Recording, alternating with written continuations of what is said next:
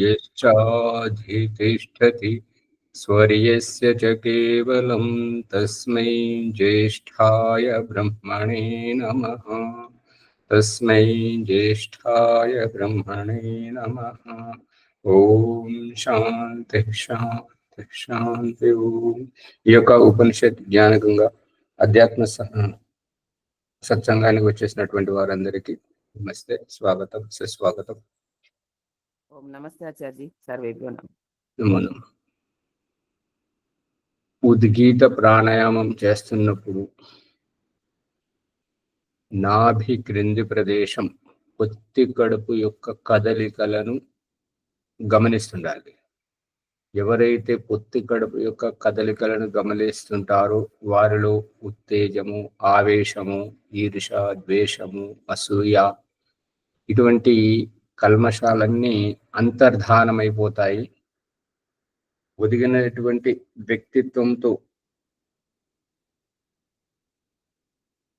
ఎదిగిన కొద్దీ ఒదగమని ఆధ్యాత్మిక ఉపాసనలో 24 గంటలు సాధనమయంగా ఉండడం జరుగుతుంటది.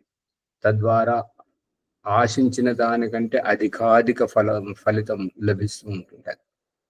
కాబట్టి ఉద్గీత ప్రాణాయామం చేసేటప్పుడు నాభి క్రింది ప్రదేశం పొత్తి కడుపు యొక్క కదలికల మీద దృష్టి పెట్టండి. మళ్ళీ ఈ బాహ్యాభ్యంతర విషయాక్షేపి అందరికీ రావాలి. ఉద్గీతం, బాహ్య కుంభకం, ఆభ్యంతర కుంభకం, స్తంభవృత్తి ఇవి చేసినవే చేస్తున్నారు. కానీ బాహ్యాభ్యంతర విషయాక్షేపి ఏదైతే స్వాధిష్టానం నుంచి బయలుదేరి షట్ చక్రాలను ఛేదిస్తూ ఉంటుందో, ఇంద్రియాలను వశీకరణ గావింపజేస్తుంటదో ఆ ప్రాణాయామం అత్యంత ముఖ్యమైనటువంటిది. కాబట్టి అందరికీ రావాలి, దానిని ప్రయత్నించండి. ఇప్పుడు మన ప్రకరణంలోకి వెళితే, శుష్క జీవితం జీవించరాదు అనేటువంటిది ఈ ప్రకరణంలో ఉన్నటువంటి రహస్యం. శుష్క జీవితం,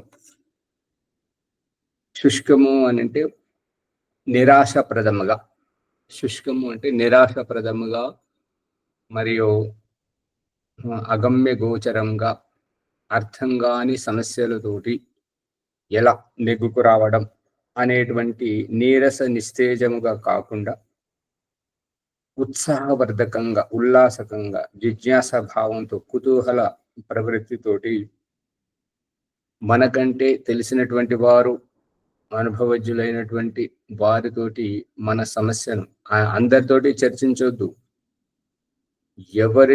ఎవరైతే మన హితం కోరుతారో, మన గురించి ఆలోచిస్తుంటారో వారితోటి. ఇక చికిత్సా పరకంగానైతే అతనికి మనకు ఏ సంబంధము లేదు కాబట్టి అతనికైతే చెబితేనే అర్థమవుతుంది. కాబట్టి చికిత్సకునికి, లాయర్కు, పోలీసు వాళ్లకు మరియు గురువుకు వీరికి చెప్తే యథాయోగ్యంగా మనకు న్యాయం చేస్తుంటారు. కాబట్టి చెప్పాలి. చెప్పకపోతే చేయని తప్పుకు నిందలు మోయాల్సి వస్తుంటది వీరి దగ్గర. అందు గురించి వారికి చెప్పాలి.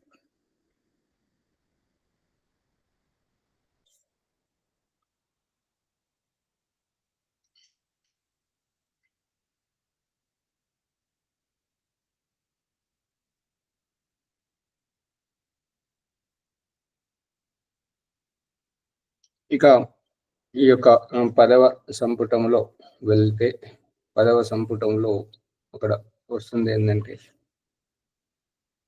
బృహదారణ్యకోపనిషత్తు 6వ అధ్యాయము 3వ బ్రాహ్మణము 10వ సంపుటములో హేతము హైవాచ్యులో భాగవిత్తేరే జానకయ ఆయస్థూణాయ అంతే వాసిన ఉక్త్వోవాచమపి యాయేనం శుష్కే స్థానౌ నిషించేత్ జాయేరన్ శాఖా ప్రరోహేయు పలాశానీతి. ఈ పలాశం ప్రకరణం, పలాశం అని అంటే మోదుగా, ఈ మోదుగ అత్యంత శ్రేష్టమైనటువంటిది, ఔషధం. దీనిని గ్రాంథిక భాషలో కిమ్సుక్ అని పేరు పెడతారు. కిమ్సుక్ అంటే దీంట్లో ఏమీ వాసన లేదు. దీని పువ్వులు ఎంతో మకరందంగా ఉంటుంది, ఎంతో ఆహ్లాదకరంగా ఉంటుంటాయి, అరుణోదయ ప్రకాశము మాదిరిగా. కానీ దాంట్లో ఏ వాసన ఉండదు. అందుకే దాన్ని కిమ్సుక్ అనేటువంటి వచ్చింది, పేరు వచ్చింది. ఈ పలాశం మోదుగ ఇది ఆ పువ్వులతోటి హోలీ పండుగ రోజు రంగు చల్లుకుంటే శరీరంలో ఉన్న వేడి తగ్గిపోతుంది. శరీరంలో ఉండి వేడి తగ్గిపోయి మేహశాంతి అంటే శారీరక శరీరాన్ని సమశీతోష్ణ స్థితికి తీసుకొస్తుంటుంటది. అందుకని దాన్ని రంగు చల్లుకోవడం. ఇప్పుడు అది దొరకట్లేదు కాబట్టి ఇక అన్ని కెమికల్స్ చల్లుకుంటున్నారు. అపవిత్ర మురుగు పదార్థాన్ని, బురదను చల్లుకుంటున్నారు. అదంతా అవివేకం. దాంతో అనేక రోగాలు వస్తుంటాయి. ఆ రంగుల వల్లనైతే క్యాన్సర్ వరకు వచ్చేటువంటి ఆస్కారం ఉంది, కళ్ళు పోయేటువంటి ఆస్కారం ఉంది. కాబట్టి జాగ్రత్త. చూలో భాగవిత్తి. ఈ చూల భాగవిత్తి ఓం ఆచార్య హాని గోవు పువ్వు అంటారు కదా దాన్ని. గోవు పువ్వు, పలాసం అంటే గోవు పువ్వు. ఆ గోవు పువ్వును ఆ రంగు చేసి చేసుకుంటే మనలో ఉన్న రోగాలు వెళ్ళిపోతాయి. అదే మేఘశాంతి. ఇప్పుడు వచ్చేటువంటిది ఈ యొక్క గ్రీష్మ ఋతువు రానున్నది కాబట్టి పండుగలలో చివరి పండుగ అదే హోలీ పండుగ. అవును, ఆ హోలీ పండుగకు దాని యొక్క రంగు చల్లుకోవడం. ఈ అజ్ఞానం ప్రజల్లో లేదు కాబట్టి విపరీతమైన కలర్స్ వేసుకొని అనేక రకాల రోగాలు తెచ్చుకుంటున్నారు. అదే కదా రహస్యం. అంతే అంతే. ధన్యవాదములు. ఈ యొక్క చూల పేరు గలటువంటి, చూల అనేటువంటి పేరు గలటువంటి భాగవృత్తి జనకుడికి ఆయస్తూనం అనేటువంటి జనకుని యొక్క పుత్రుడు జానకుడు ఆయస్తూన అనే పేరు గలటువంటి ఈ యొక్క వ్యక్తి అంతే వాసన తన శిష్యునికి చెప్తున్నాడు. ఏమనంటే, పలాశానీతి, నీకు అన్ని రకాలుగా. దయానంద సరస్వతి ఒకరు అడిగితే ఏమని చెప్తున్నాడంటే, ఈ కళ్ళ యొక్క కళ్ళద్దాలు ఎలా పోవాలి, కంటి దృష్టి ఎలా పెరగాలి అనేటువంటి దానికి సమాధానంగా ఏం చెప్తున్నాడు అంటే, ఈ యొక్క దాదాపుగా 20-25 ఫీట్లు అంత ఎత్తుకు, అంటే ఒక ఇంటి పైకప్పు స్థాయికి పెరిగినటువంటి చెట్టును, అంతకంటే పెరిగింది ఉంటే కొంత మంచిదే, కానీ మరీ పెద్దదైతే చేయలేము. ఆ రకంగా ఉన్నటువంటి చెట్టు మొదట్లో తవ్వి దాని మూల వేరు ఏదైతే ఉంటుందో దాని కింద ఒక మట్టి పాత్ర పెట్టాలి. మట్టి పాత్ర పెడితే అది అంత పీలుస్తుంది. మరి అది ఎంతవరకు సత్యమో నాకు తెలియదు. అక్కడ పాత్ర పెట్టమని ఉంది. ఆ మూల వేరుకు ఒక ఏ పాత్ర అయితే పెడతామో దానికి సరిపడేటువంటి మూతకు మధ్యలో బెజ్జం చేయాలి. బెజ్జం చేసి ఆ మోదుగ చెట్టు యొక్క వేరును ఆ మూతలో చొప్పించి ఆ పాత్ర మీద మూత పెట్టాలి. మూత పెట్టి ఆ చెట్టు నిండా చెత్త, గడ్డి, ఆకు, అలములు అన్ని వేసేసి దానికి నిప్పు తగలబెట్టాలి. నిప్పు తగలబెడితే ఆ యొక్క సెగకు దాంట్లో ఉన్నటువంటి రసము కిందికి ఆ వేరు గుండా పాత్రలో పడుతుంటది. ఆ పాత్రలో పడినటువంటి దానిని కళ్ళల్లో వేసుకుంటే దృష్టి పెరుగుతుంటది, కళ్ళద్దాలు పోతాయి అనేటువంటి ప్రసంగాన్ని వారు ఒకరు అడిగిన ప్రశ్నకు సమాధానంగా చెప్పుకొచ్చారు. అది చేయాలని ఉంది, కానీ నేను ఇదివరకు పట్టణంలో ఉన్నాను, ఆ గురుకులంలో ఉన్నాను. అక్కడ మోదుగు చెట్లు లేవు. మళ్ళీ పట్టణంలో అది సంభవమే కాదు. ఇక్కడికి వస్తే ఇక్కడ మోదుగు చెట్లు లేవు, దూరం వరకు ఎక్కడ కనిపిస్తుంది. అందు గురించి దయానంద సరస్వతి ఆ రకంగా చెప్పిండు. ఎవరికైనా వీలైతే చేయండి. ఓ మా ఆచార్య చేసేవారు ముందు సూచన చేస్తే వారు ఎక్కడ చెప్పారో దానిని మీకు ఫోటో కాపీ పంపిస్తాను, దాన్ని చూసుకుంటూ చేయండి. అది దానికి నేరుగా దయానంద సరస్వతి చెప్పడం, మీరు ఆచరణలో పెట్టడం, అది మీ వరకు ఉంటుంది. అంతవరకు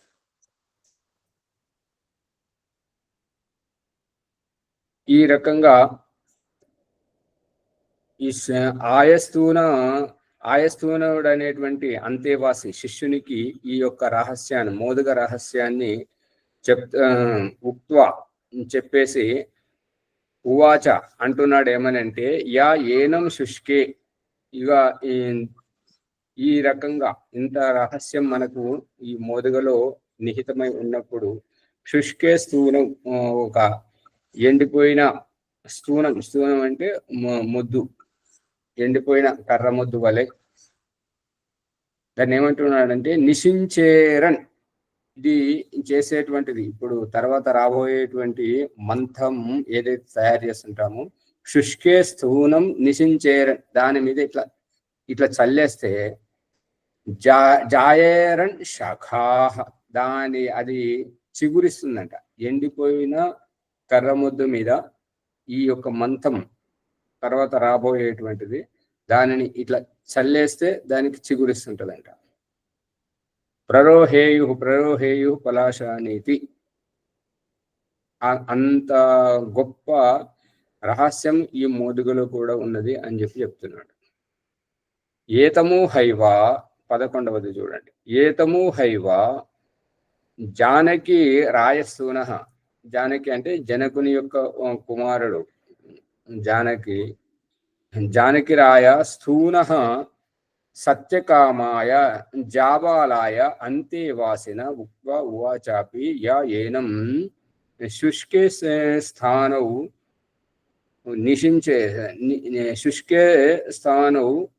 నిశించేరన్ జాయేరన్ శాఖా ప్రరోహేయు పలాశానీతి.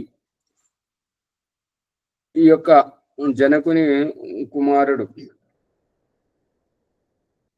అతనికి స్థూన సత్యకామాయ, ఈ సత్య సంకల్పము కలటువంటి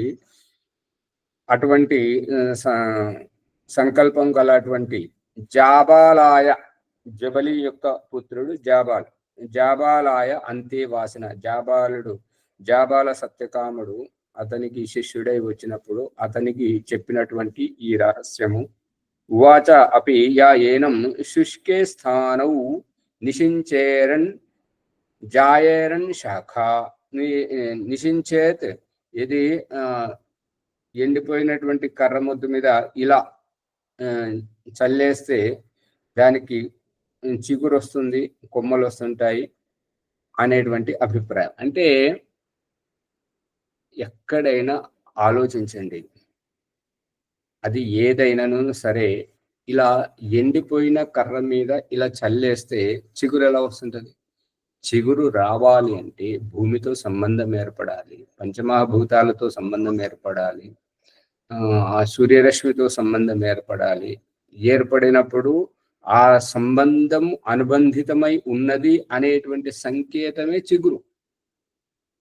కేవలం ఏ సంకేతము లేకుండా ఎండుకర్రను తీసుకుని ఇలా చల్లేస్తే చిగురు వస్తుంది అనేటువంటి దాని అభిప్రాయం ఏంటి అంటే, నువ్వెందుకు నిరాశ పడుతున్నావు, నీ కడుపు పండలేదని నీ వెలితితో నువ్వెందుకు బాధపడుతున్నావు, ఇంత దివ్య ఔషధము మన అందుబాటులో ఉన్నది అనేటువంటిది మాత్రమే అభిప్రాయం.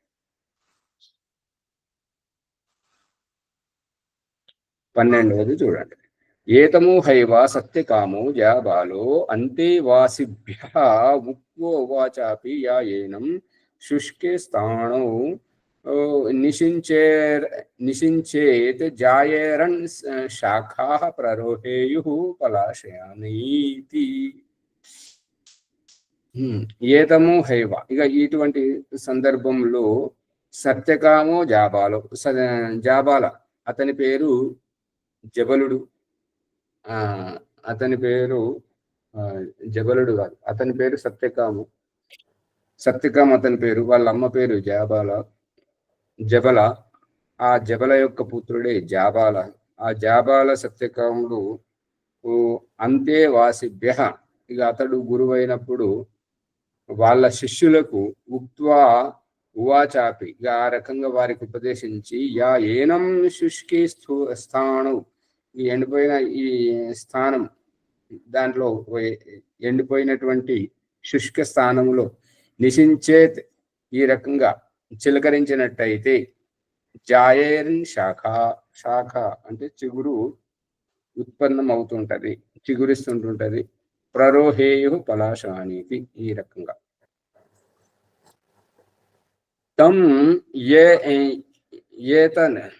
తం ఏతత్ అపుత్రాయ వా అనంతే వాసినే వా బ్రూయాత్. ఈ రకంగా ఈ రహస్యాన్ని తెలుసుకున్నటువంటి మీరు మీ వరకే ఉంచుకోకండి. ఈ రహస్యాన్ని ఏతత్ అపుత్రాయ, పుత్ర సంతానము లేనటువంటి వారికి, కడుపు పండనటువంటి వారికి, అనంతే వాసి, ఎవరికైతే శిష్యులు లేరో, అనంత వాసిని అంటే మన పుత్ర సంతానం కలగనటువంటి వారికి, అంటే సంతానమే కలగనటువంటి వారికి, మరియు అనంతే వాసిని అంటే ఎవరైతే శిష్యరికంకు వచ్చి విద్య నేర్చుకుంటున్నారో వారికి, బ్రూయా, ఎవరికైనా చెప్పండి. చతురౌ ఉదుంబరో భవతి ఔదుంబరః శ్రువా ఔదుంబరః చమస ఔదుంబరః యుధ్మ ఔదుంబరి ఆర్య ఉపమంతన్యౌ. ఇక దీని రహస్యం ఏం చెప్తున్నానంటే, ఆ మంత్రం ఎలా తయారు చేయబడుతుంటుందంటే, చతురౌ ఉదుంబరౌ, చతురౌ అంటే 4 రకాల, ఈ 4 రకాల ఉదుంబరు అంటే గూలర్, గూలర్ అంటే మేడి, దీనిని బ్రహ్మవృక్షం అని కూడా అంటుంటారు. ఈ యొక్క మేడి, దీని ఈ యొక్క చమత్కారం ఏమిటి అని అంటే, దీనికి భవతి ఉదుంబరో భవతి ఔదుంబర, ఉదుంబరస్య భావః ఔదుంబర, ఉదుంబరముతో తయారైనటువంటి దేనినైనా ఔదుంబరం అంటారు. ఆ ఔదుంబరం ఏమిటి అంటే శృవ అంటే మనం అగ్నిహోత్రం చేసేటప్పుడు మేడి కర్రతో చేసినటువంటి శృవ, ఆ చెంచ. మనం చెంచా ఏదైతే పట్టుకుంటాము, మనం ఇప్పుడు ధాతువుది పట్టుకుంటున్నాము, ఆ ధాతువుది కాకుండా మేడి కర్రతో చేసినటువంటిది. ఔదుంబర చమస, ఈ యొక్క ఉదుంబరం అంటే మేడి కర్రతో చేసినటువంటి చమస పాత్ర. ఔదుంబర యుధ్మ, మరి యజ్ఞం చేసేటప్పుడు సమిధలే ఉండాలి అని అంటే ఈ యొక్క మేడి కర్రలతో మాత్రమే యజ్ఞం చేయాలి. ఔదుంబర్య ఉపమంథన్యౌ, ఇక అక్కడ ఏంటంటే ఈ 4 పాత్రల్లో ఒకటి పాలు పెట్టేటువంటి, తోడు పెట్టేటువంటిది, ఇంకోటి పెరుగు చితికేటువంటిది, మరియు కవ్వం, మరియు ఈ యొక్క శృవ, ఇవి 4 మేడికర్రతో చేసినటువంటివి.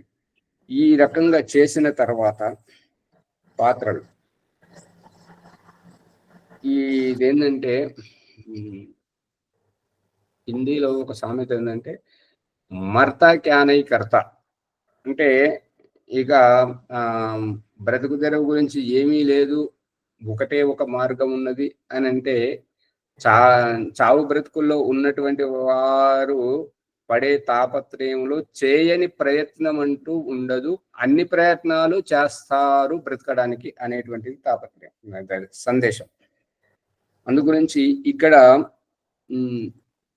మనకు ఏదైనా అవసరమైతే, ఇప్పుడు ఏమంటారంటే బాధ్యతారహితమైనటువంటి వారు బాధ్యతారహితమైనటువంటి వ్యవహారంతో వ్యవహరించినప్పుడు నాకేం ప్రయోజనం అనేటువంటి వాళ్ళు ఏం చేయమంటావు, గ్యాస్ అయిపోయింది ఏం చేయమంటావు, పప్పు లేదు ఏం చేయమంటావు, బియ్యం లేవు అని చెప్పేసి ఈ సాకు చెప్తుంటారు. అదే బాధ్యతాయుతమైన వారైతే ఏనకేన ప్రకారైన ఏది చేసైనా సరే ఆ పూట గడిపేయడానికి నానా తంటాలు పడుతున్నారు బాధ్యత ఉన్నవాళ్ళు.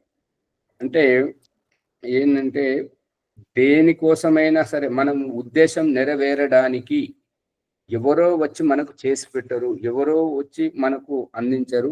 మన బలహీనతను మనమే దూరం చేసుకోవాలి. భగవంతుడు చూపిస్తున్న దృష్టాంతం ఏంటంటే, తొడ మీద నిప్పు పడితే పనోడొచ్చి తీసే వరకు వాడే వచ్చి తీయాలి అంటే నీకు కాలుతుంటది, అది ఓర్చుకో. మరి నువ్వు ఓర్చుకోలేనంటే మీ తొడ మీద పడ్డా నువ్వు తీసేసుకో. అందుకే ఈ పళ్ళల్లో పాచి కానీ, ముక్కులో చిమిడి కానీ, ఈ యొక్క దారింట పోతుంటే బురద అంటడం కానీ, ఈ ముళ్ళ కంచెలో చిక్కుకోవడం కానీ, అది నీ సమస్యలకు నీవే పరిష్కారం చూసుకో, ఇంకొకరి మీద ఆధారపడకు అనేటువంటిది అభిప్రాయం. అదే రూపకంగా ఈ నిత్యావసరాలు కూడా, ఆకలి దప్పికలు మరియు ఈ వస్త్రాలు, ఇవన్నీ నిత్యావసరాలన్నీ మనకు దగ్గరగా ఎందుకు పెట్టాడంటే, నువ్వు పురుషార్థపరుడవు కా. అంతేగాని అన్ని ఈ ఇతరుల మీద పెట్టేసి నిమ్మలంగా ఉండేటువంటి వారు, ప్రశాంతంగా ఉండేటువంటి వారు, ఆ అమ్మ చూసుకుంటుందిలే, నాన్న చూసుకుంటుందిలే అని చెప్పేసి ఇతరుల మీద భారం పెట్టి ఉండేటువంటి వారు జీవితంలో చాలా వరకు సమస్యలు ఎదుర్కొంటారు, చాలా దుఃఖాన్ని అనుభవిస్తుంటారు. ఇప్పుడు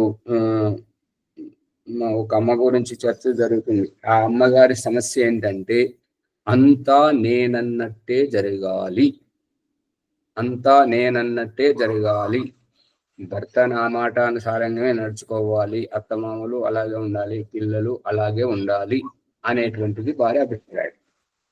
వారి అభిప్రాయం గొప్పదే కావచ్చు, కాకపోతే అవగాహన లోపం వల్ల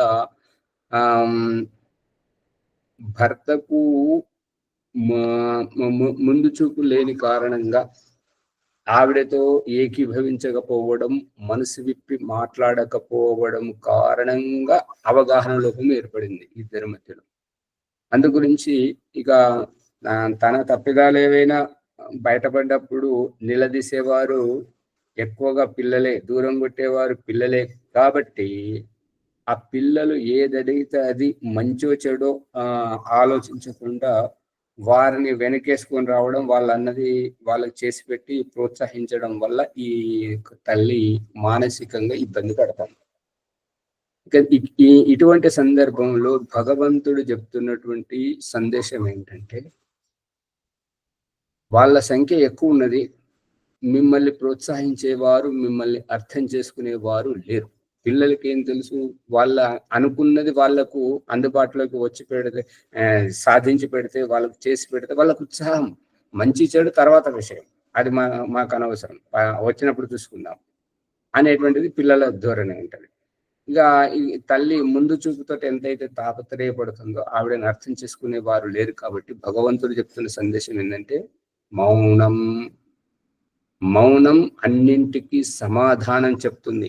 ఎటువంటి సమాధానం చెప్తుంది అంటే, ఇక వాళ్ళు ఎన్ని కుప్పి గంతలేసి ఇవి చేసుకొని వస్తున్నారో వాళ్ళను ఏ రకంగా దారి చూపిస్తున్నాడు భగవంతుడు అంటే, ఈ మౌనం ద్వారా వారు తవ్వుకున్న గోతులు వారే పడతారు, వారి ఉచ్చులో వారే పడతారు, అప్పుడు మీ ముందు తలెత్తుకోలేని స్థితిలో ఉంటారు. అందు గురించి మౌనం.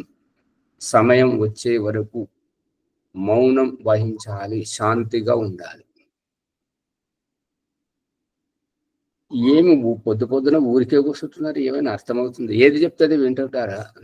అవునా కాదా? దాన్ని మరి ఇంకేదైనా మీకు పరిష్కారం ఉంటే చెప్పండి. నా బుద్ధికి ఇది తట్టింది అని చెప్పాను. రమణ మహర్షి మౌనంతో సమాధానం చెప్పిండు. రమణ మహర్షి అట్లా అనిపిస్తుంది ఆచార్య. ఓం. అందుకని మనము మన నోటి నుంచి మాట వెలువడింది అంటే అది ఎంతో మంది దగ్గర ఎన్నో రకాలుగా ప్రభావం చూపిస్తుంటది. కాబట్టి సరైనదే అయితే బాగుంటది. కాబట్టి మీరు మరి అంతకంటే గొప్పగా ఏదైనా సమాచారం చెప్తే నా అభిప్రాయం తప్పుగా వచ్చి మార్చుకుంటాను. అట్లేం లేదు. నాకే అంతా తెలుసు అనేది నాకేం లేదు. నేను ఇప్పుడు ఓనవాళ్ళు దిద్దుకుంటున్నాను. మీరేమో దాంట్లో ఏగి వస్తున్నారు, నేను దూరం ఉండి నేర్చుకుంటున్నాను. అంతే తేడా. ఏమన్నా ఎక్కువ చెప్పినట్లుంటే క్షమించాలి ఆచార్య. దాని ఏం లేదు, అదేం ప్రసంగానుసారంగా ఉంటే బాగుంటుంది. అందుకని ఇక్కడ ఏమని చెప్తున్నంటే ఇదంతా చెప్పడం ఏంటంటే, ఇక పేరు తీసుకోవాల్సి వస్తున్నది. అమ్మగారు పుష్పమ్మ గారు 4 నెలల, అది దాదాపు 4 నెలల నుంచి వారికి చెప్పుకుంటూ వస్తున్నాం. 2 నెలల నుంచి అయితే వారికి సందేశం కూడా పెట్టడం జరుగుతుంది. ప్రభుత్వ సహకారంతో బస్ ఛార్జీలు కూడా లేవు వారికి. ఓ రోజు సాయంత్రం ఇద్దరు కలిసిపోయి వారికి ఆ కర్రలు ఇచ్చేసి చేసుకొని వారికి ఇచ్చేసి మళ్ళీ ఇంకో 10-15 రోజుల తర్వాత తీసుకొని వస్తే అయిపోతుంటది. కానీ ఏంటంటే బద్ధకం, సోమరితనం ఇంకా అనాల్సి వస్తున్నాయి.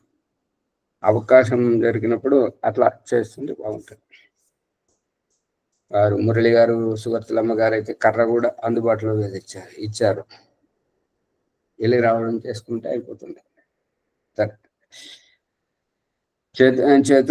చతురుదుంబరో భవతి ఔదుంబరః శ్రువ ఔదుంబరశ్చమసః ఔదుంబర ఇద్మా ఔదుంబర్యాః ఉపమంథన్యు. ఇది ఇంక అంత దూరం వెళ్ళాల్సిన పర్లేదు. బాన్సవాడ నుంచి వరంగల్ వరకు వెళ్ళవలసిన అవసరం లేదు. ఎవరైతే ఆర్య సమాజికులు ఉన్నారో వాళ్ళ దగ్గరికి నేను పాత్రలు పెట్టాను. అక్కడ ఉండి అది కేవలం మనకు ఆ పాలు నిలబడే వరకు ఉంటే సరిపోతుంది. ఆ డిజైన్ లో అంత ఆ పాత్ర మాదిరి అలాగే చేయాలని ఏం లేదు. ఇట్లా ఏమంటారు, ఇట్లా దానికి బెజ్జం కొడితే అయిపోతుంటది. ఇది నిలబడేటట్టుగా పెద్ద కర్ర కాబట్టి ఇట్లా వెడల్పుగా చేస్తే అయిపోతుంటది. ఎన్నో పాత్రలు మనకు ఈ శిల్పారామంలో దొరుకుతున్నాయి. ఇప్పుడు వాళ్ళు చేసి పెడుతున్నారు కదా చాలా వరకు కర్ర పాత్రలు, అక్కడ కూడా దొరుకుతుంటాయి.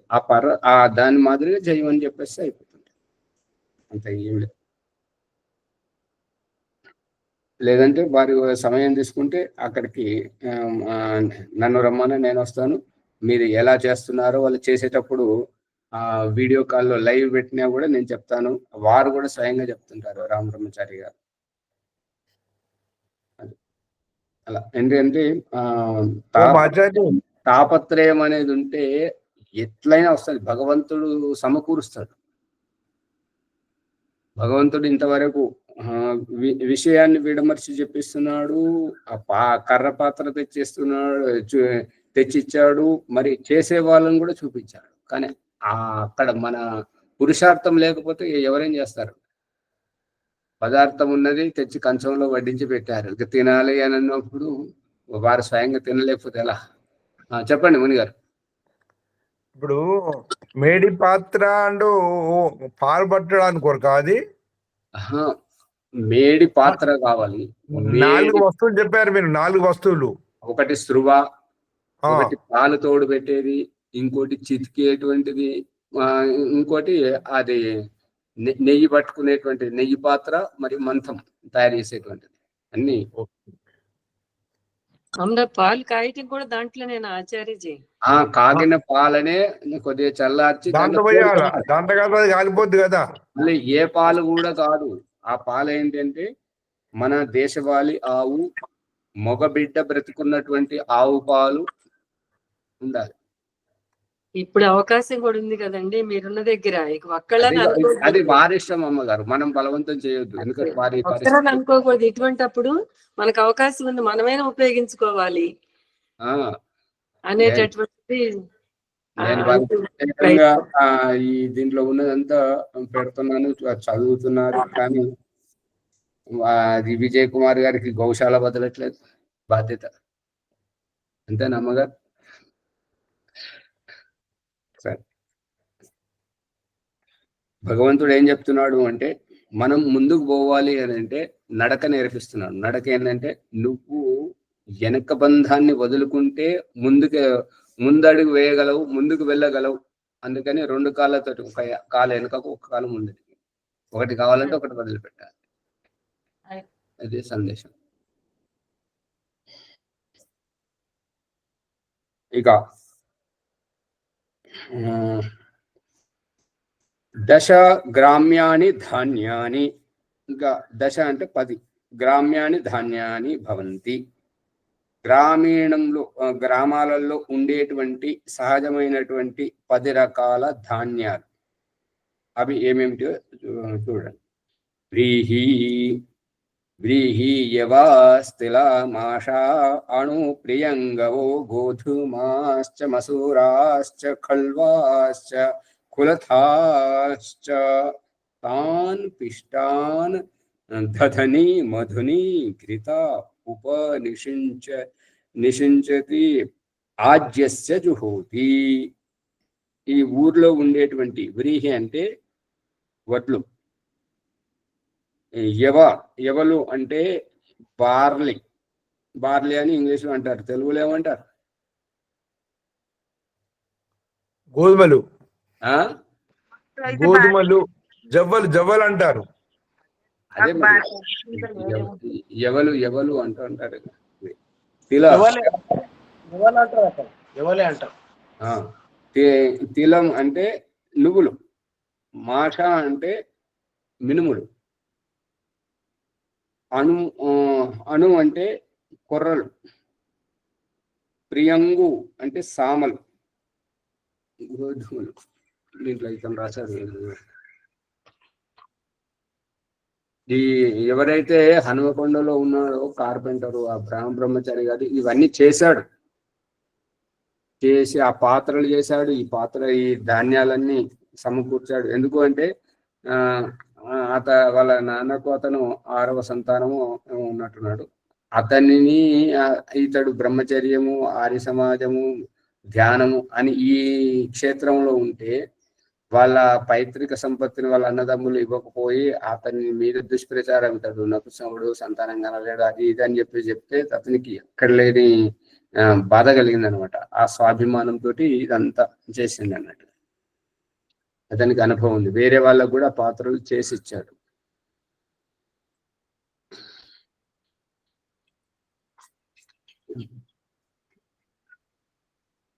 వ్రీహి అంటే బియ్యము మరియు ఎవలు అంటే ఇవి మనం తెలుగులో ఎవలు అని అంటాము, ఇంగ్లీష్లో బార్లీ అని అంటారు. తిల అంటే నువ్వులు, మరి మాష అంటే మినుములు, అణు అంటే ఇవి రాగులు అంట, రాగులు, ప్రియంగు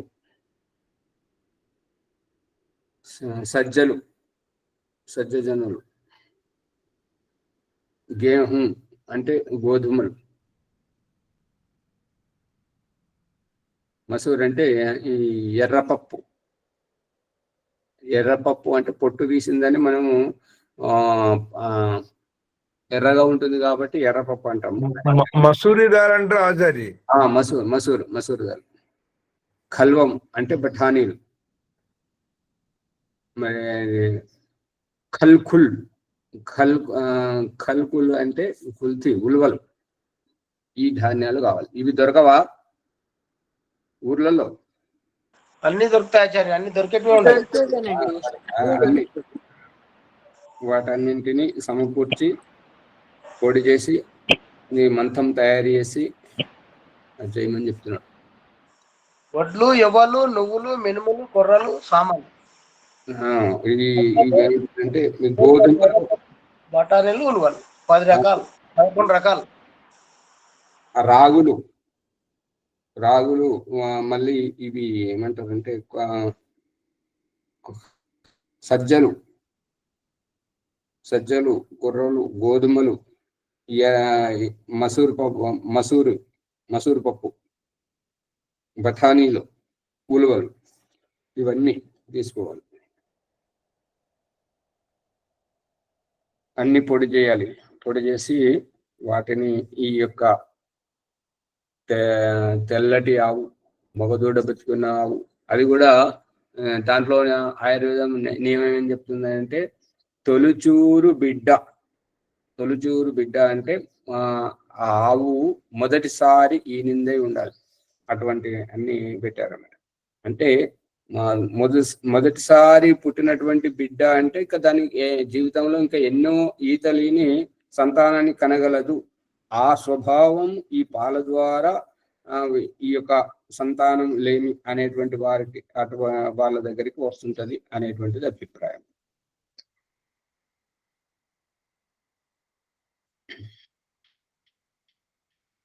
తాన్ పిష్టాన్ అవన్నీ దేనికదే పిండి చేయాలి, దంచాలి, పొడి చేయాలి, చేసి దధని మధుని, దధని మధుని. దధని అని అంటే పెరుగు. ఏ పాలైతే ఆ పాత్రలు తీసుకొని తోడు పెట్టాము, ఆ పాలతో తయారైనటువంటి మేడి కర్రలో తోడు పెట్టినటువంటి ఆ పెరుగుతోటి మధుని, మధు అంటే తేనె, ఇవి కలిపి ఘృతం, తేనె కలపాలి మరియు నెయ్యి కలపాలి. ఉపనిషించద్ ఆజ్యస్య జుహోతి. ఈ ఆ రకంగా తయారైన తర్వాత ఇప్పుడు ఏమంటారంటే అంబలిలాగా తయారవుతుంటది. ఒకటేమో ఈ ధాన్యాల చూర్ణము, రెండవది తేనె, మూడవది నెయ్యి, ఇవన్నీ ఒక దగ్గర కలపడం. ఇది వీళ్ళు రాగి సంకటి అంటుంటారు. సంకటి అంటే ఏంటిది? రాగి అన్నది పేరు తర్వాత, సంకటి అంటే అంబలి, రాగి అంబలి కదాచారి. ముద్ద దగ్గరే ఉన్నారు కానీ సరైనటువంటిది వస్తలేదు. సంకటి అంటే ఏంటంటే జిగట. అంబలి అంటే బలబలమని శబ్దం వచ్చేటువంటిది. ఆ అంబలి ఇట్లా తాగుతూ ఉంటే బలబలమని శబ్దం వచ్చేటువంటి ఈ సంకటి అది పాత్రకు గట్టిగా. సంకటి అంటే జొన్నలు ఇట్లా తొక్కి గట్టిగా అట్లనే చేసేది సంకటి, గట్టిగా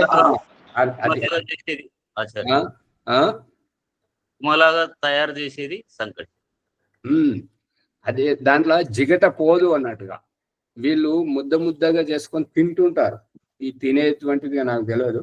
రాగి అంబలి మాత్రం అది దేశమంతటా ఇస్తుంటారు, తాగుతుంటారు. నేను తాగాను, అది మా ఇంట్లో కూడా చేసేవారు చిన్నప్పుడు, అది నాకు తెలుసు. కానీ ఈ సంకటి అని చెప్పేసి వీళ్ళు ముద్దలుగా తింటుంటారు, దాని గురించి నాకు తెలియదు.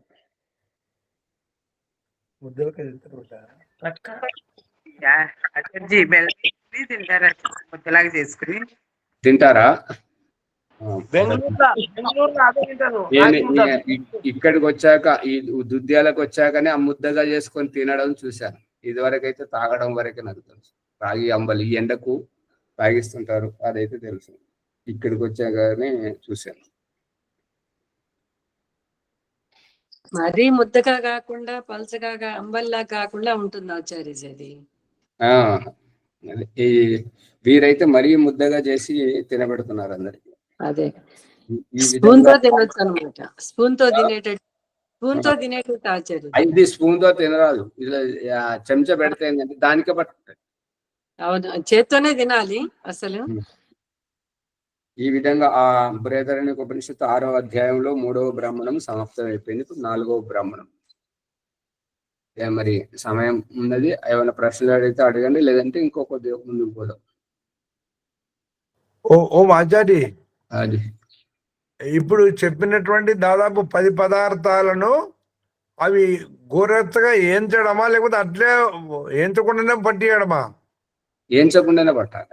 ఎంచితే దాంట్లో అంకురితమయ్యేటువంటి ప్రత్యుత్పన్న ధర్మం అనేటువంటిది నశిస్తుంది. ఓకే, అంటే అట్లనే బయట అట్లనే తీసుకోవాలి, అట్లే ఎంచాలంతే, శుద్ధి చేసి. అంటే వడ్లు అన్నారు, వడ్లను అట్లే ఎంచాలి, మరి పొట్టుతోటే దంచితే పొట్టు పోతుంటది కదా, బియ్యం తీసుకోవాలి.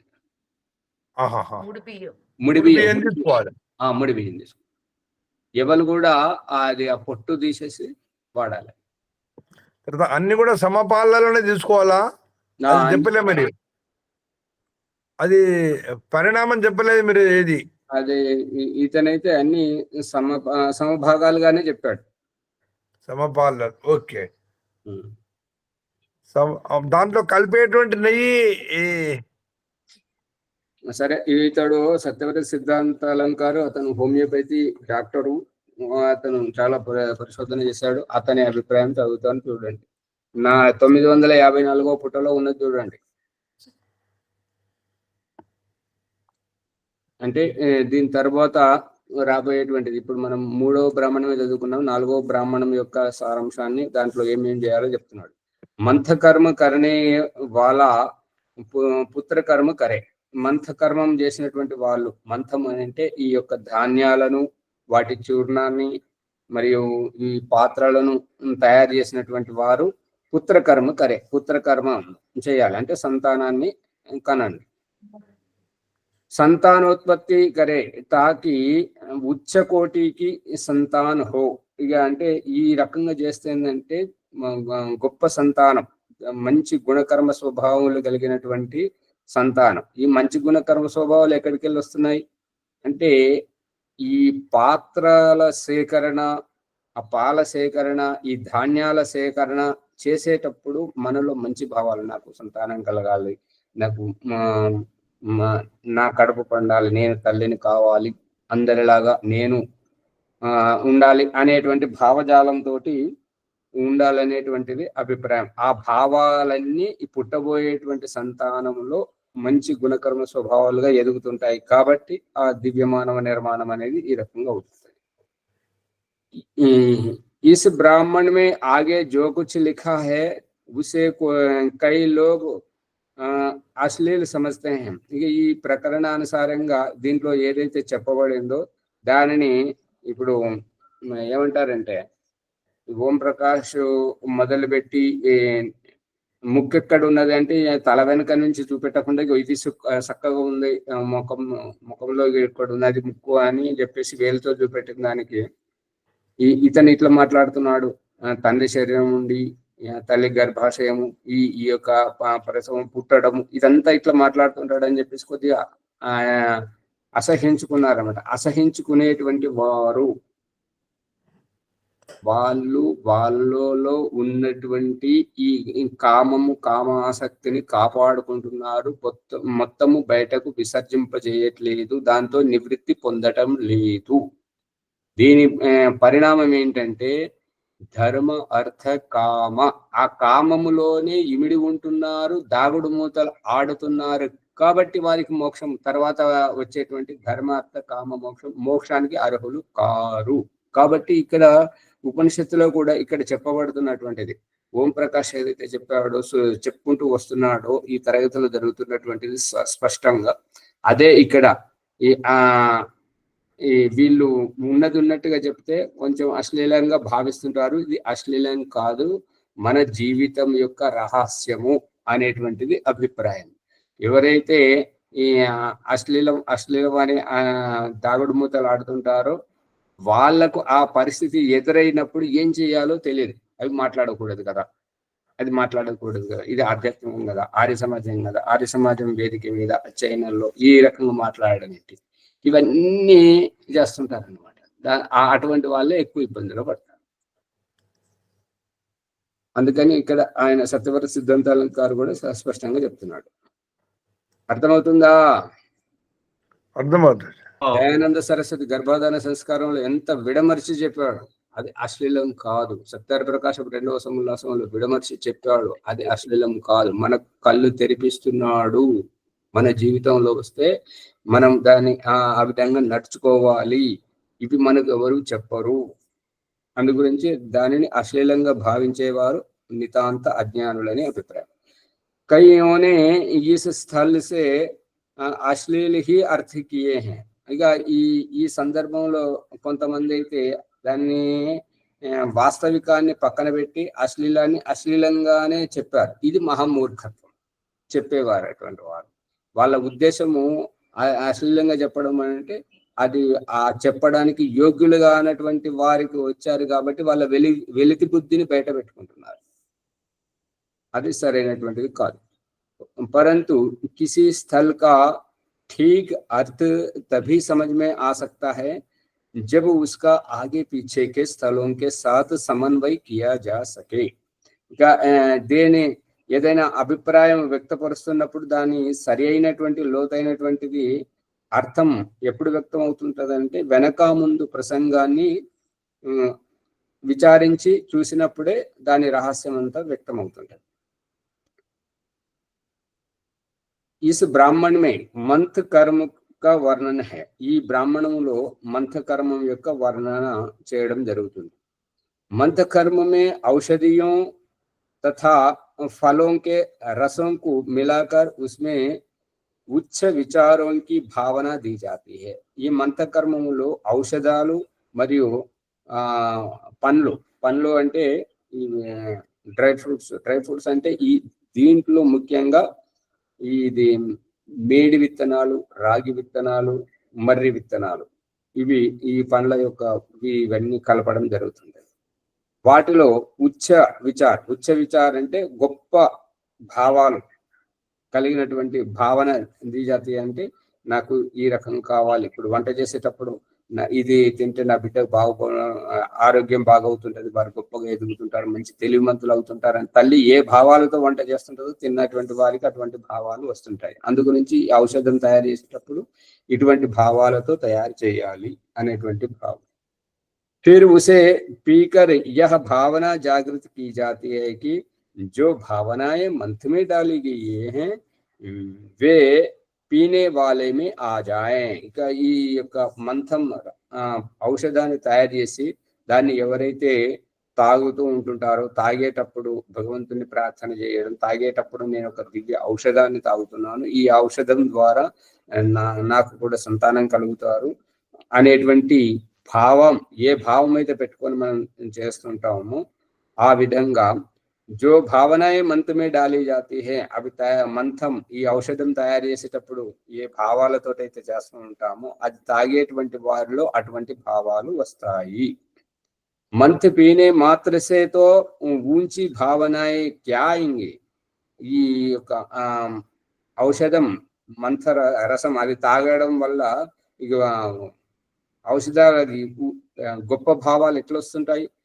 గొప్ప భావాలు రావు, గొప్ప భావాలను మనం భావించుకోవడం వల్ల ఉంటుంటాయి. परंतु उच्च विचारों को जागृत करने का यह एक भौतिक तरीका है. ఇప్పుడు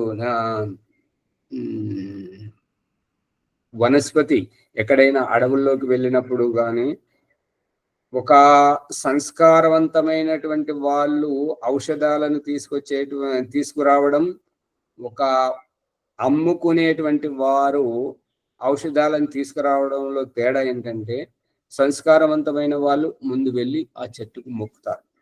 మొక్కి నేను ఈ ఉద్దేశంతో నాకు ఈ నీ యొక్క అంగం కావాలి, నీ యొక్క అవయవం కావాలి, నీ యొక్క గుణధర్మము నాకు కావాలి, కాబట్టి నా ఉద్దేశం నెరవేరేటట్టుగా నన్ను దీవించు అని చెప్పేసి ఆ వృక్షాన్ని ప్రార్థన చేసి దాని నుండి ఆ వృక్షం యొక్క భాగాన్ని తీసుకొచ్చి ఔషధం చేసుకొని సేవిస్తుంటారు. ఇక అమ్ముకునే వారు ఏంటంటే ఎక్కడ ఏ దొరికి దాన్ని తీసుకొచ్చి దీన్ని తీసుకొచ్చి అమ్మేస్తుంటారు, వాడుతుంటారు.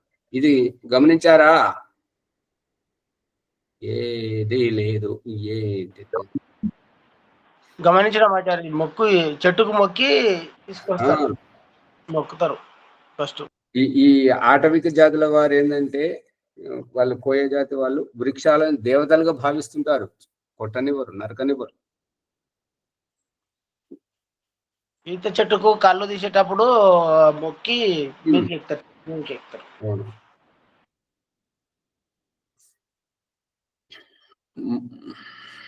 परंतु उच्च विचारों को जागृत करने का यह एक भौतिक तरीका है. फिर मंत्र कर्म करने वाला पुत्र कर्म करे. ఈ రకంగా మంత్రం వరకు చేసినటువంటి వారు ఇన్ని ఔషధాలు ఇంత శ్రమ కోర్చి ఈ మంత్రం ఏదైతే ఔషధం తయారు చేస్తున్నారో తద్వారా వారు పుత్రకర్మ అంటే పుత్రుడు దేనితోటైతే పుడుతుంటాడో, ఏ కర్మతోటైతే పుడుతుంటాడో అటువంటి కర్మ గర్భధారణ కూడా చెయ్యాలి అనేటువంటిది అభిప్రాయం. అనగా अर्थात उसी जैसे ऊंचे विचारों वाली संतान उत्पन्न करने का प्रयत्न करे. గర్భధానం చేసి ఊరుకోవద్దు. నా కడుపున పుడుతున్నటువంటి బిడ్డ ఒక భగవంతుడా నీ యొక్క మంచి గుణకర్మ స్వభావాలు కలిగిన వాడై ఉండాలి, నా బిడ్డ గొప్పవాడై ఉండాలి, అన్ని రకాల మంచి స్వభావం కలిగి ఉండాలి అనేటువంటి భావించుకొని అదే భావజాలంతో ఉండడం, మంచి వారితోటి సాంగత్యం చేయడం, మంచి విషయాలు చర్చిస్తూ ఉండి ఆ గర్భాన్ని ప్రతిఫలింపజేసుకొని సంతానాన్ని కంటే అటువంటి సంతానమే కలుగుతారు అనేటువంటిది అభిప్రాయం. यह ఓం ఆచార్య సమయం నాస్తి. अच्छा, थोड़ा सा रह गया। यह इस चतुर्थ ब्राह्मण के प्रारंभ में लिखा है. ఇది 4వ బ్రాహ్మణం ఆరంభంలో రాశారు. అది ఏం రాశారు అనేది రేపు చూసుకుందాం. సమయం అయిపోయింది కాబట్టి దీన్ని ఇక్కడితో ముగిస్తున్నాను. నమస్తే ఆచార్య ఓంప్రకాష్ గారు, ధన్యవాదములు. జ్ఞానగంగా ఆధ్యాత్మిక విద్య బృహదారణ్యోపనిషత్తు 6వ అధ్యాయము 6వ బ్రాహ్మణం 3వ అధ్యాయము 10వ సంపుటం ఆచార్య 14 అయిపోయినాయి. 14 అయిపోయినాయి. బ్రాహ్మణమే అయిపోయింది కదా, 3వది. 4వది నడుస్తుంది. మనం పూర్తి అయింది. ఈ బ్రాహ్మణం లోపల మనం తెలుసుకున్న రహస్యం ఏంటంటే సంతానోత్పత్తికి కావలసినటువంటి మంథన అన్నట్టు గొప్ప రహస్యం. ఆ ఔషధం ఏ విధంగా తయారు చేయాలి, దానికి కావాల్సిన పదార్థాలు ఏంటిది, దానికి విధి విధానాలను తెలియజేశారు. వారు శ్రద్ధావంతులు ఎవరైనా ఉంటే వ్యక్తిగతంగా మీరు దుర్బాధ చేసి తెలుసుకోవచ్చును. దానికి అవసరమయ్యే పాత్రలు ఏ విధంగా ఉండాలి, పదార్థాలు ఏ విధంగా ఉండాలి అని చక్కని విజ్ఞానము వారు బోధించారు. వారికి మరోసారి ధన్యవాదములు. తర్వాత వైదిక సంధ్యోపాసన ఈరోజు అమ్మ ఎవరమ్మా ఈరోజు?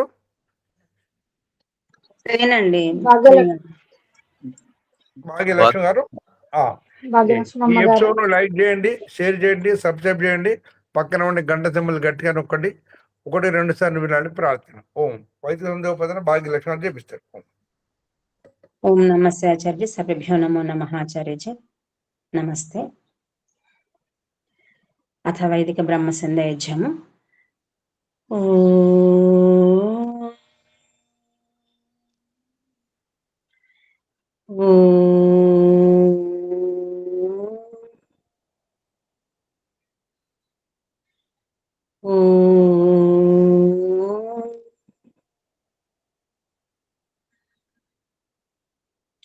ఓం అమృతోపస్తరణమసి స్వాహా.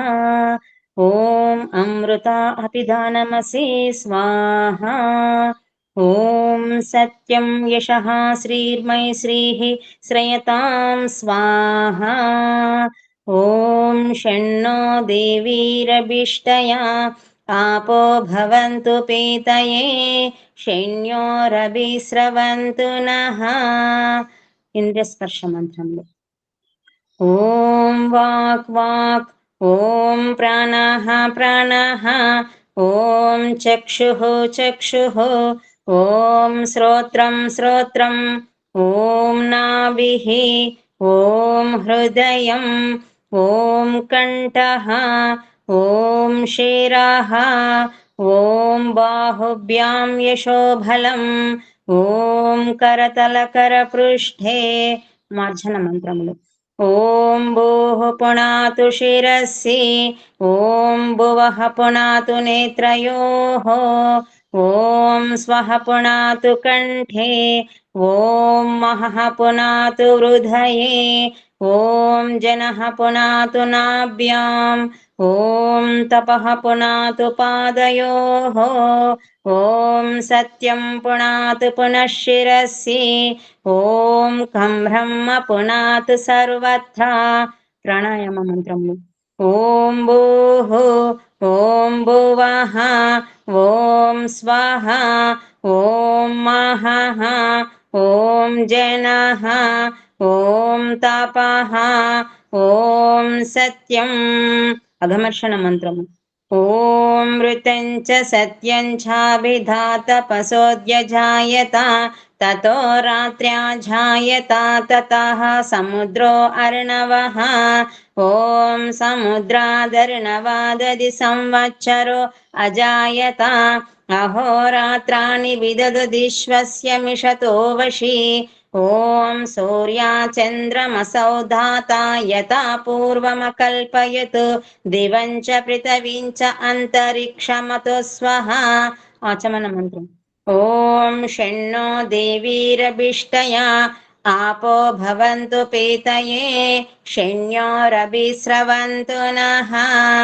మనసా పరిక్రమ మంత్రము ॐ प्राचीदिगग्निरधिपतिरसितो रक्षिताधित्या इषवः तेभ्यो नमो अधिपतिभ्यो नमो रक्षितृभ्यो नमः ईशुभ्यो नम एभ्यो अस्तु योऽस्मान् वेष्टियं वयं दिश्मस्तं वोझं वेदद्मः दक्षिणादिगिन्द्रोऽधिपतिः शिरच्चिराजिरक्षिता पितर इषवः तेभ्यो नमो अधिपतिभ्यो नमो रक्षितृभ्यो नमः ईशुभ्यो नम एभ्यो अस्तु योऽस्मान् वेष्टियं वयं दिश्मस्तं वोझं वेदद्मः प्रतीचेदिगुवर्णोऽधिपतिः मृदाकुरक्षितान्नमिषवः तेभ्यो नमो अधिपतिभ्यो नमो रक्षितृभ्यो नमः ईशुभ्यो नम एभ्यो अस्तु योऽस्मान् वेष्टियं वयं दिश्मस्तं वोझं वेदद्मः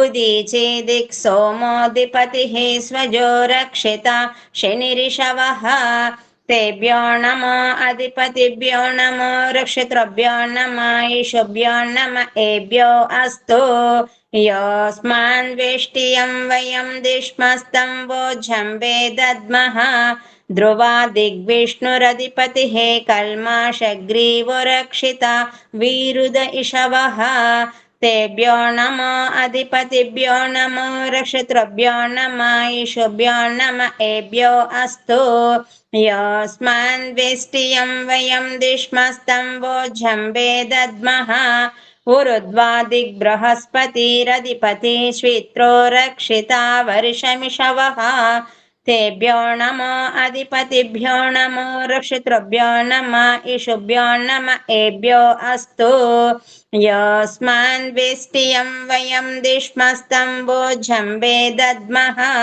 उपस्थानमन्त्रम् ॐ जातवेदसे सुनवामा सोममरातीयतो निदहाति वेदः सनः पर्षदति दुर्गाणि विश्वा नावेवा सिन्धुं दुरितात्यग्निः चित्रं देवानामुदगादनीकं चक्ष्मुर्मित्रस्य वरुणस्याग्नेः आप्राध्या वा पृथिवी अन्तरिक्षं सूर्य आत्मा जगतस्तुषच्च उदुत्यं जातवेदसं देवं वहन्ति केतवः दृश्ये विश्वाय सूर्यम् उद्भयं तमसस्परिस्वः पश्यन्त उत्तरं देवं देवात्रा सूर्यमगन्म ज्योतिरुत्तमं प्रायश्चित्तमन्त्रम् ॐ तच्चक्षुर्देवहितं पुरस्ताचुक्रमुच्छरतु पश्येम शरदः शतं जीवेम शरदः शतं शृणुयाम शरदः शतं प्रभ्रवाम शरदः शतम्